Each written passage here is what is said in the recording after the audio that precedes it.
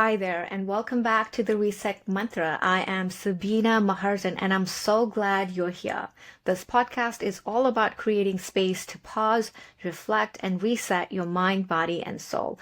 Whether you're on a walk, driving, or just curled up with your favorite drink, thank you so much for taking time for yourself. Today, I'm excited to share a heartfelt conversation with someone who truly embodies the spirit of mindfulness. I am thrilled to introduce a truly inspiring guest who is mindfulness expert, researcher, keynote speaker, and trainer whose passion lies in helping people master their own minds. With over 2 decades of training in mindfulness principles and a master's degree from Harvard University, she combines her rich scientific and philosophical background to make mindfulness practical, accessible, and impactful. Born and raised in Nepal, she has carried her cultural roots and Buddhist philosophy into her work, creating mindfulness informed performance and well being training through her organization, Pema Solutions. In this episode, we'll dive into Pema's connection to mindfulness, her upcoming book set to release in 2025, which she's co-creating with her husband,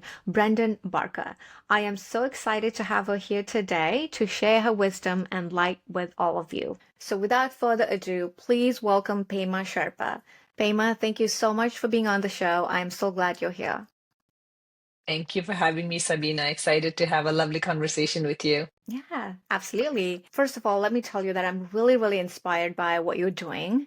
And thank you so much for bringing such a great work into this world and, representing Nepali roots, bringing it to the modern world. So thank you so much for doing that. Thank you so much. It's been my life's work to be able to sort of take on this trajectory or project of bringing my own practice of mindfulness, which has been so personal and intimate, but also powerful for my own journey, not just from a career perspective, but just in terms of living my life the way I do. So being able to integrate that into what I do for my career and serving as part of what I do has been the biggest gift ever. That's lovely. So, Pema, I really wanted to dive right into, so as we were talking before, you've been on a quite a transformative journey, right? From being an immigrant, navigating the challenges of a motherhood, to writing your upcoming book. I'm curious to know, how do you balance life as a new mom, an entrepreneur, and an author? Perhaps balance might not be something that I'm doing, but what I would say, and just a little background on being from Nepal to being a researcher to running a business. And now, most recently, my daughter is 1 year old. So the past year has been um, the year of Samaya. That's my daughter's name, and also writing a book with my husband. So it's been a lot, but it's so interesting when you think about your life. Years are short, but days are long. So even though it might feel like there's so much going on, and anyone who's a parent would know having a baby turns out is so much more work and it's so involved than we can ever imagine. But at the same time, chipping away at things one thing at a time. You show up for what's most needed in that moment. Your baby's hungry, you sit down to breastfeed. You are hungry, you sit down to eat. There is a meeting, you show up for it. You have a pocket of 15 minutes, you sit down to write. So balance has been something that I've been searching for, but have not been able to find. But what I have done in the past year mostly is just showing up for what is in the moment. And it's not that it's always peaceful and I'm not conflicted internally or tired or bitter. I am all of those things. But still, you chip away at it one step at a time. And then you look back in a year, and my daughter just turned 1, and I look at her crawling around and I think, wow, I fed her one breastfeeding session at a time. And our book is now mostly complete. And it's out with the publishers, getting edited, and that's done. And I am still healing, but to a great degree, I have healed from those early days. And it was one moment or one action, one thought at a time, and you get somewhere. And luckily, I didn't have to do it alone. I have a very supportive husband who is also a co-author of my book. He is a full-time stay-at-home working dad, just like myself, full-time stay-at-home working mom, and we run a business together. And so he had to sort of step up and take a lot of work off my plate, which would be taking care of the baby as much as possible because physically I was not as strong. Or even with the book project, he would be the one driving it. There have been times when I'm lying down and he's literally verbalizing all the work he's doing, and we're brainstorming in that way. So it's we've had to be flexible, adjust, but again, chipping away one pressing task at a time.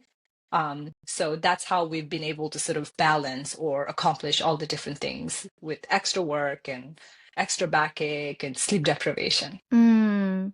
I know you make it sound so simple, but I'm sure it's been tough, right? Just to kind of juggle through priorities. I want to talk a little bit more about your book later, but what I wanted to ask you is, so throughout this journey, right? Like, and as a mindfulness expert yourself and as a new mom, what's one thing you've learned about yourself that completely shifted how you see life today versus before? That's a big question. And it has been a very unraveling and learning and unlearning sort of journey for myself because my birth experience was such that I had to really take care of my health. And so, really shifted my identity of what doing the right thing looks like. And what I mean by that is, as an immigrant, maybe you might relate, and a lot of your audiences might relate too, that we might have to work extra hard. When I first came to America, I had to figure out how to speak English. One of my biggest challenges was the professor was speaking too fast and I can't understand his or her accent.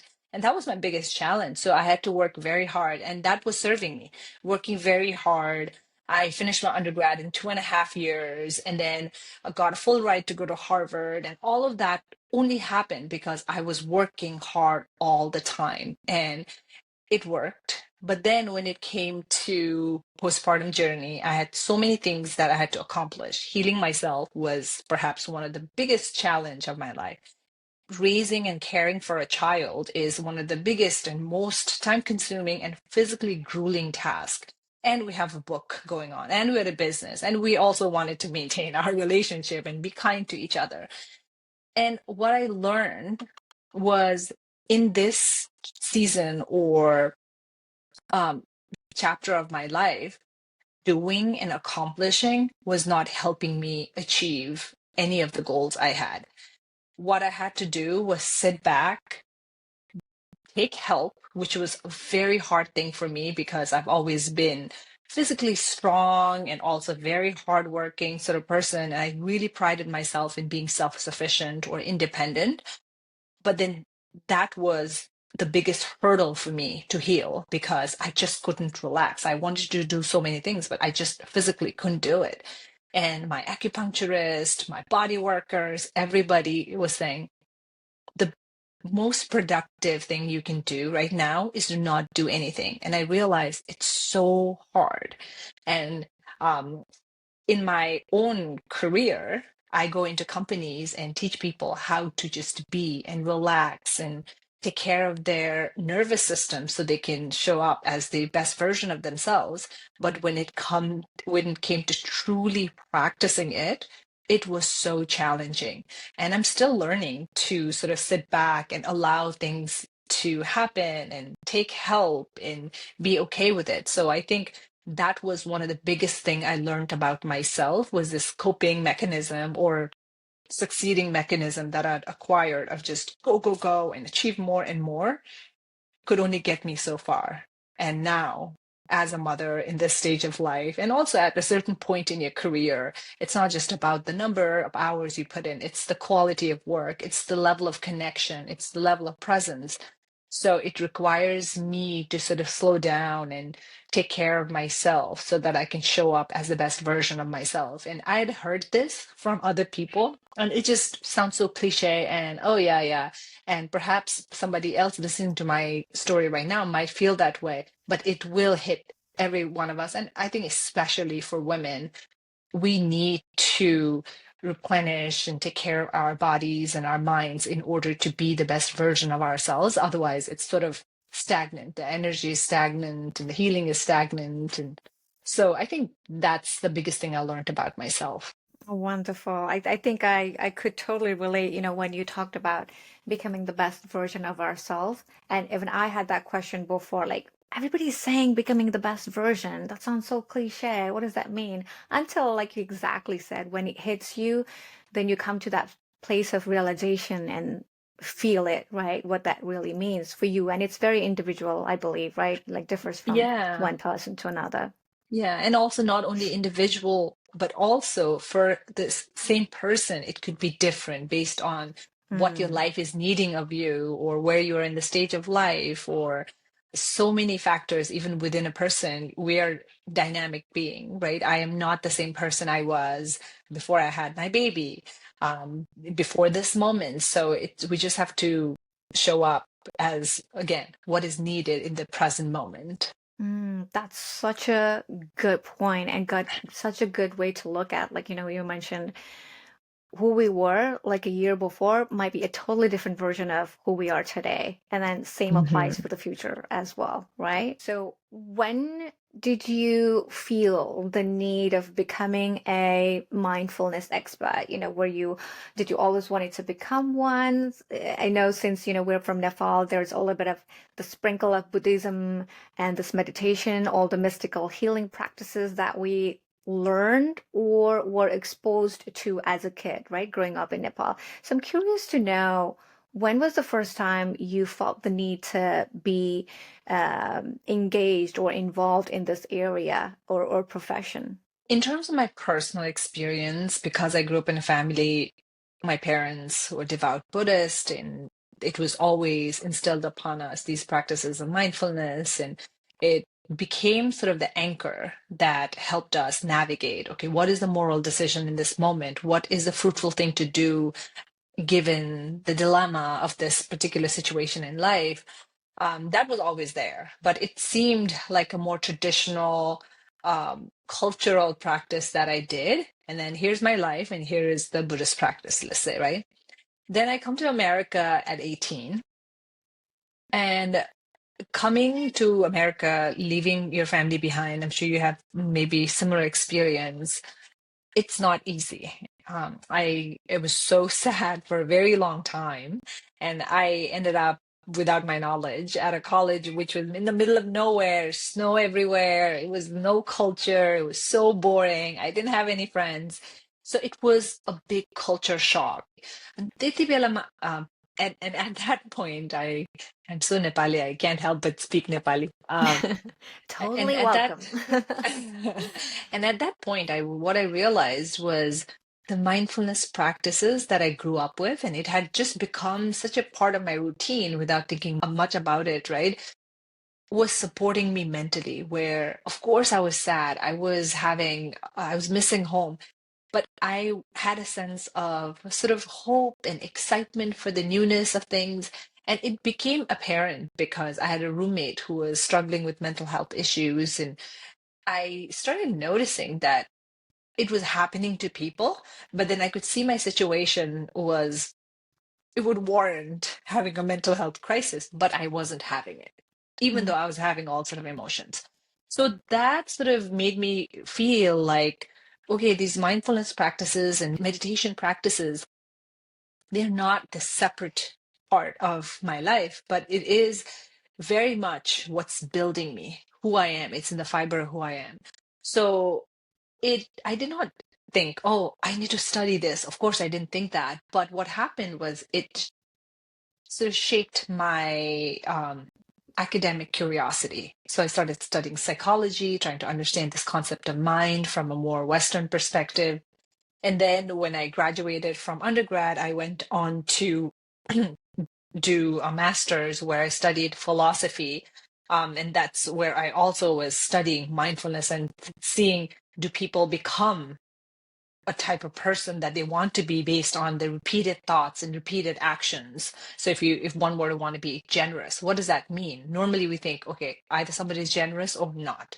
But looking at what are these ancient principles saying about somebody who wants to be generous, it's the everyday, every moment thoughts and actions. So that academic sort of curiosity was there, but also never having like a clear idea of, okay, this is going to lead to that from a career front. I didn't have a vision, but I was just going with whatever showed up, the next thing, the next thing, the next thing. It was my husband's idea. At that Mm. point, he was my boyfriend, that I was doing research on this topic, and he said, what you are studying and what you are sort of thinking about from a more scholarly perspective is so relevant in the workplace. I think it would be valuable. And so I did one all employee sort of event, and it went really well. And from then it sort of, we realized, okay, this is a path forward. And then we did the next thing and the next thing and the next thing, and that's how my career got shaped with the mindfulness principles as something that teach and serve people with.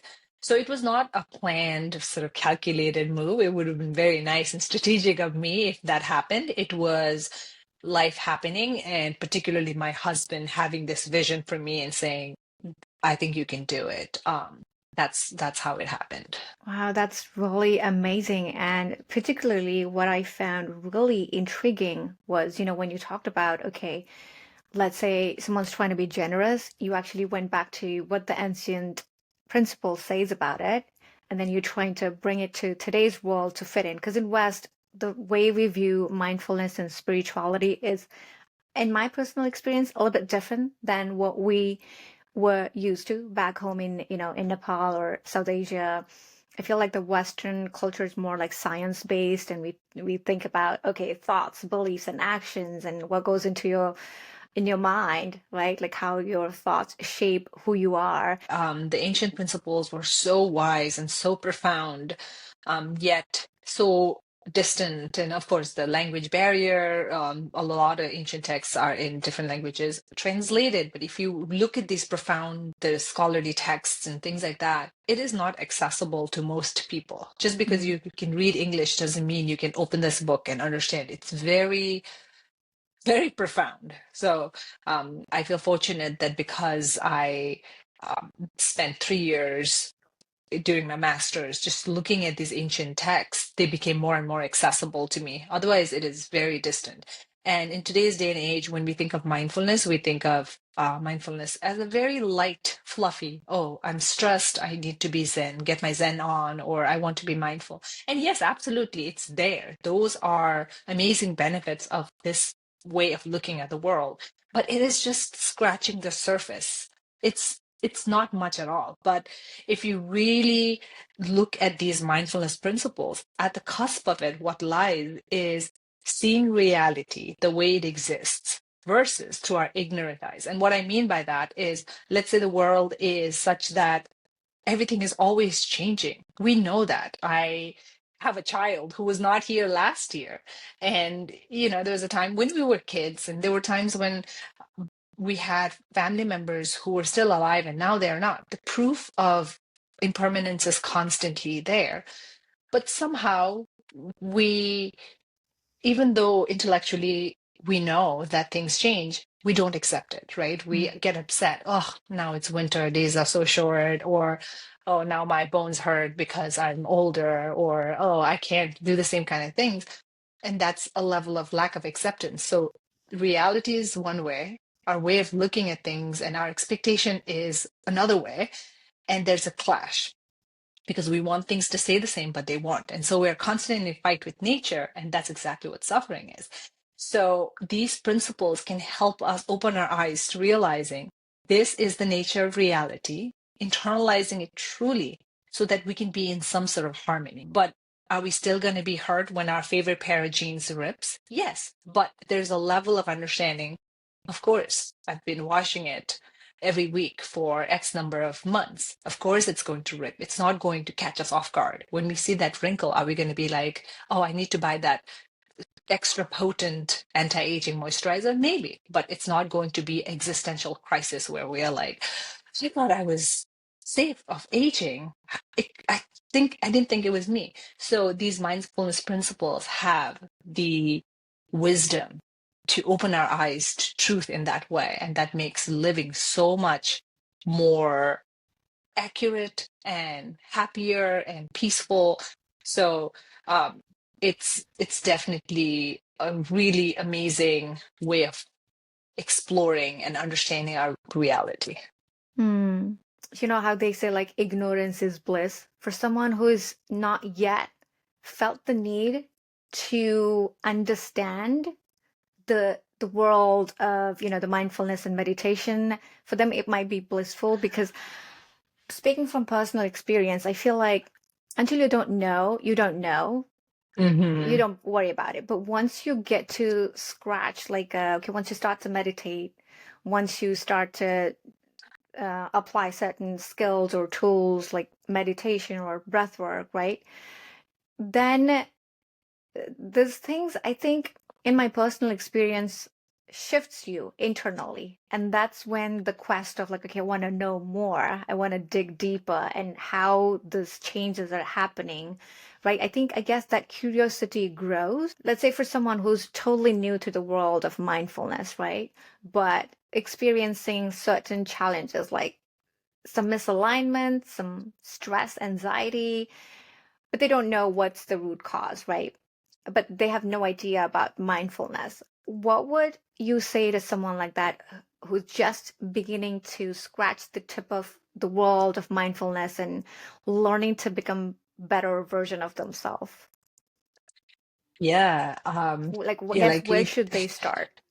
yeah, that's a great question. And also, like bringing it back to what you said, ignorance is bliss until you can't stay ignorant, right? Hmm. So let's say it is nice when we were younger, we're so happy and ignorant about so many things. But then the fact of the matter is the need will present itself. We will get ill. Our pet dies. Our favorite person in our life dies or it gets sick. We have to apply to colleges, and some of them won't accept us. Our partners will dump us. Our friends will choose a different best friend. Things like that are constantly happening to us, right? These are changes. These are um, the nature of reality. So ignorance then does not become bliss because we don't know how to deal with these crises. And every time somebody does not show up, we have a huge crisis because we're just not capable of dealing with reality as it is. So then people open their minds to being curious. Why? How? And that's exactly how the historical Buddha really started his quest. He had everything going for himself. He could have stayed ignorant, but regardless of being a king, he's still subject to illness, old age, death, and so are people around him. So he just had to find that answer to figuring out life and dealing with the changes around him. So for somebody who is in that place of my old mechanism is not working, I need to figure things out, I think a great place to start is just being more open to experiences in life. And I guess that's a tall order for anyone who is just beginning in this journey because the biggest challenge in life is to be okay with discomfort, be okay with heartbreak, be okay with disappointments. But in that case, perhaps I would say maybe meditation might be a good place to start. What we can think of is, it's like our life is going at a very high speed, and if we want to turn around and make a safe U-turn, if you were in a vehicle, you would have to come to a full stop, right? And then you can change the trajectory.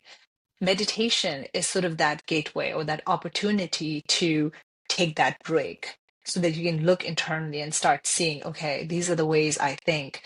These are my patterns. I'm so uncomfortable listening to myself.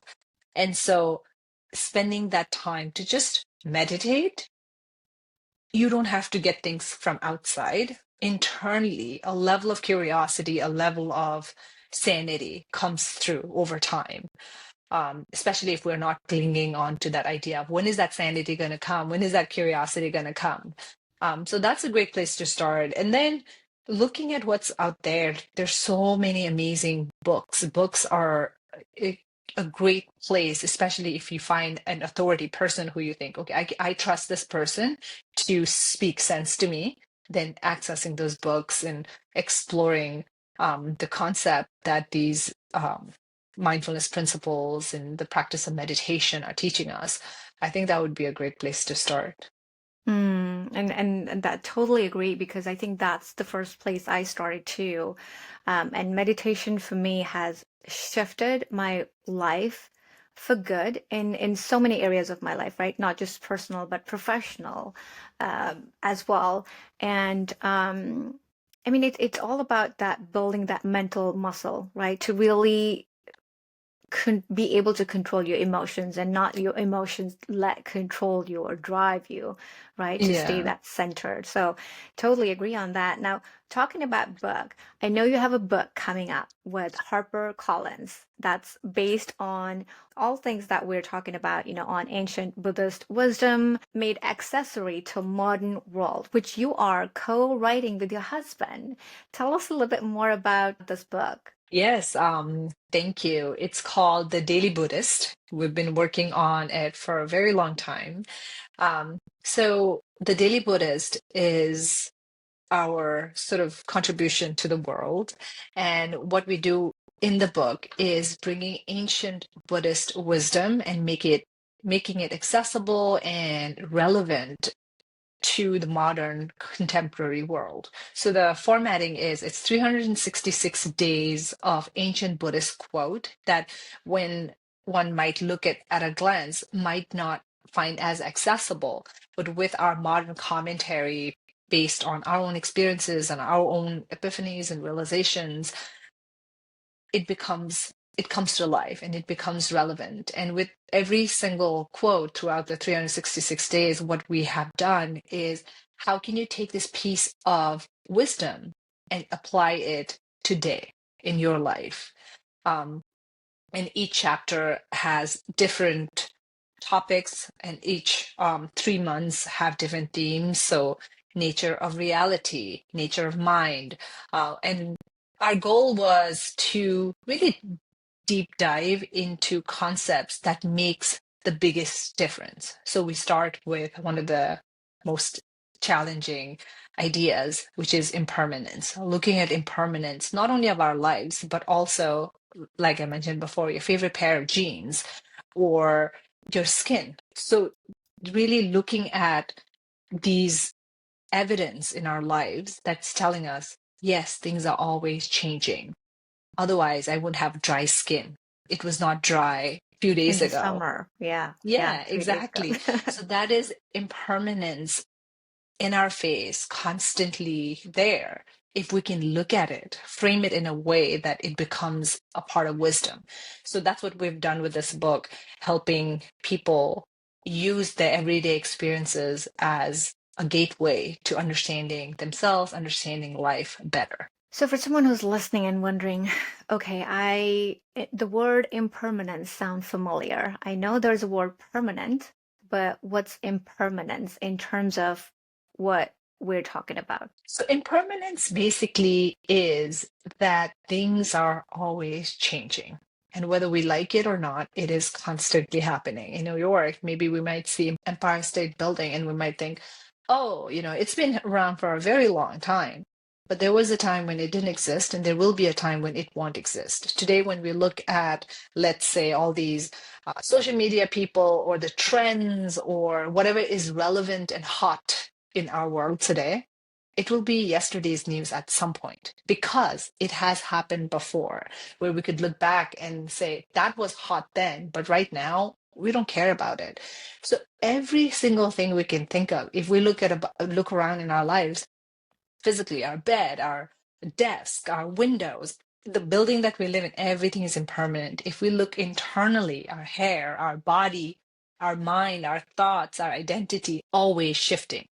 So that is impermanence. I feel like this is the whole essence of life, Sister Laksake. The Yeah. realization and your points. Like if you don't Oh, get it, there's no purpose. Like nothing yeah, there's else no matters point. if you don't have your Y- foundation built on this Yeah. awareness, Manasto. Yeah, I Yeah. I couldn't agree more. Then you're Mm. just it's the idea of like sleepwalking just again. Yeah. I'm so glad you said that because I felt like I just woke up from dream one day. And it was like, what was I doing like half of my life, and maybe like sometime around 30, I'm like, half of my life is gone just by sleepwalking. Not to say regret or tisukune, but now that Yeah, I'm awake, I wish this should be a topic. Probably I've learned in school. I mean, I don't know how it yeah, would be if we learned this in school. It yeah, might not make much sense without going through the experiences in life, Bunny. I know. yeah. But I think it does make sense for it to be in school, some kind of conversation on mm, Sunny. I think it would be beneficial, and that's something we hope to impart on our daughter and teach her in ways that will make sense. Maybe it will be future books. how do I apply the rule of impermanence in my day-to-day life? Like, would it be in the way that I react to certain emotions, triggers, or would it be in the way that I communicate with people? Like, how exactly would I apply that into Yeah, my day-to-day life or even moment? yeah, absolutely. I think one of the ways we can start doing that is first starting to see just where disappointments lie in our everyday, right? So for me, not anymore, I'm proud to say that, but before, I would step into, let's say, a coffee shop and I order a coffee. Mm, And if the coffee is not exactly the way I envisioned the last time when it was really good, I get annoyed. Literally, I would be very annoyed. I'm a coffee snob. That would be a great opportunity to see how this experience of, it should be a positive experience. I paid the money, I spent the time to go to a coffee shop, the barista put in the time and energy to put that coffee together. That should be a happy instance, but it's disappointing. And then if I investigate it and sort of look at where it's coming from, it's because I am expecting things to stay the same. Every time I go to get the coffee, it's the same coffee. If the barista is the same, the coffee shop is the same, I want the coffee to be the same. But that is not the reality because I also make coffee at home every day and it's different. It's like sometimes it's good, sometimes the water temperature was the same, the coffee bean is the same, I did the same thing, but somehow it's different because that's just the nature of reality. Then in that moment, if I can catch myself thinking, it's my, for the lack of a word, I'll say delusional expectation that's causing me suffering, then in that moment, I have the opportunity to say, do I want to be upset with this experience and all the time? And there are also times when, let's say, I go out to eat and then the food comes out and I am disappointed because it's not the right temperature. Maybe I'm giving people too much into my head and how picky I am, but the food would make me upset. And my husband would tell me, it's not just about the food, it's also the experiencing. It's also about the experience. And I'm turning out to be not a very pleasant date. Do I want to do that all the time in different areas of my life? If the answer is no, I can use that opportunity to see, oh, it's impermanent. It could be the same ingredients, same chef. Everything could potentially be the same mix, and the food could come out differently. mm, It's also my own taste buds and my own mood. So many things come into play to make any experience a certain way. So things are not going to be consistently the same. So using our life experiences and seeing where do my disappointments come from? And more often, actually, I wouldn't say more often than not. I would say every single time the disappointment comes because our idea or our thought process or our expectation is not met by reality. And that's because our expectation was based on bogus thought process versus reality. So then we can use every experience in our life as evidence. Okay, things are changing. That beautiful bouquet, we get flowers every Friday. By Monday, regardless of how many times I change the water and feed their water food, it is not going to look the same as Friday. If I use that as the reason to be disappointed, I can stay disappointed forever because that's Mm. just the nature of things. December is cold. If I get disappointed and feel sad because the weather changed, I can fight all I want. I can bang my head against the wall. The weather's not going to change. And then in Mm. springtime, no matter how much I resisted, it is going to be warm and it is going to be beautiful. So that's how I would suggest people to think about impermanence and how to use our day to day life as a source of wisdom and inspiration to mature our minds. Mm. Well, that's something I can definitely start to reapply because I feel like sometimes when you learn and apply, there are times when I forget and like letting go of the need to control the outcome, right? And Mhm. just being okay. And maybe like to your point, what I'm also understanding is, we may be out with a friend for a really good lunch, expecting it's going to be a great time because I'm having a really hectic day. But then if the food's not as what you expected, understanding from other people's perceptions as well, and then just being okay Yeah. with whatever that moment offers you, um, Yeah. at least not to put you on a spot that you're having a negative experience out of a food order that didn't come out right. Yeah, I know. And then when we hear it, we feel like, oh, that's so silly. That's the kind of like problem you're dealing with. If we look at most of our lives, suffering is not coming from big catastrophic experience. It's coming from those moment to moment thought process and choices we make on how to respond and how to feel. So Hmm. being in touch with reality is really helpful. It helps us Right. mature and make life more peaceful for ourselves and for others. Wonderful. Yeah. And I just wanted to add that, for someone listening, they might say like, okay, no, you need to speak up and stand up for yourself. And just like you said, it's choosing in that moment what needs your response and what doesn't, right? That's Yeah. wonderful. So in the process of writing this book, right, with your husband, did you learn anything new in this process, about this topic of mindfulness or about yourself? Can you share a little bit on that? Yes, because a lot of learning was done. It was a big process and it's a lot of work. One, I will say that turns out book writing is much bigger project than we had initially thought. Not to say that it changed our mind about anything, but the amount of hard work and every day showing up is tall order you put on yourself. And also in today's day and age, when you do something and the result is right there immediately, right? With book, you sit down, you grind. At the end, you still have so much more work to do. So definitely that element of building grit and going for the longer productivity was a big learning process. Personally, for me, not so much for my husband, because he is a little bit of a visionary and he can continue to think about the bigger picture and stay patient and calm and put in the work day in and day out. And that's something I had to learn from him for sure.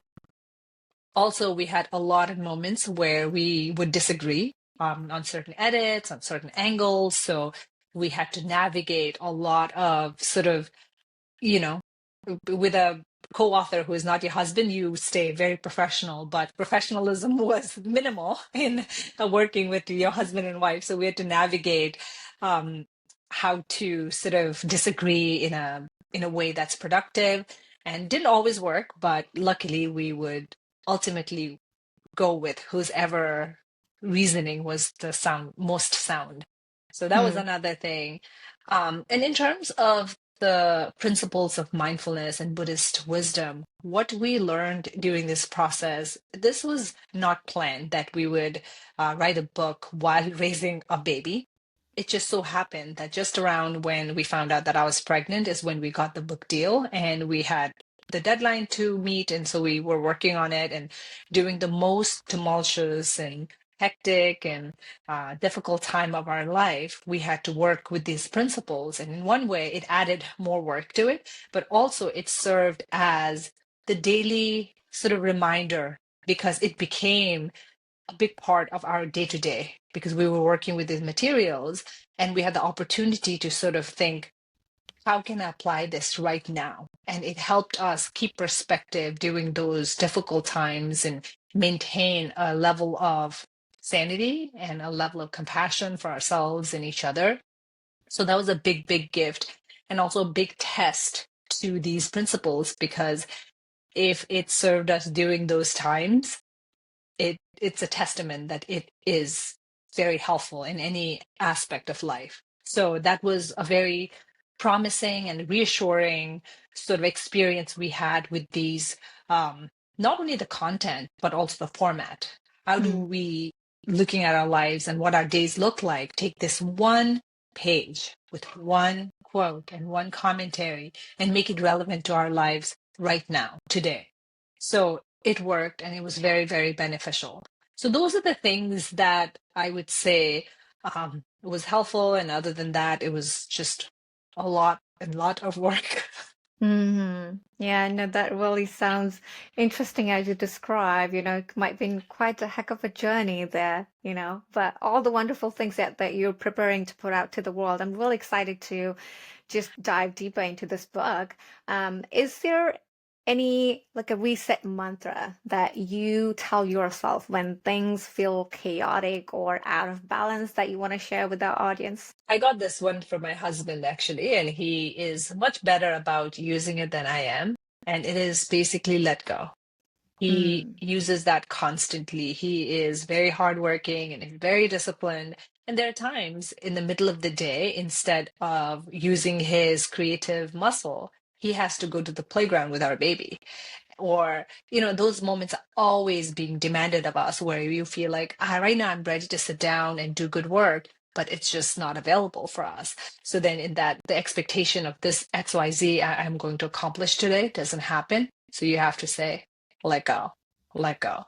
And I am also trying to do that as much as possible. And whenever I'm able to do it, it is helpful because Mm. so much of the expectation, if we drop it, we let ourselves off the hook. And during this time or this season of life, letting go has been very important.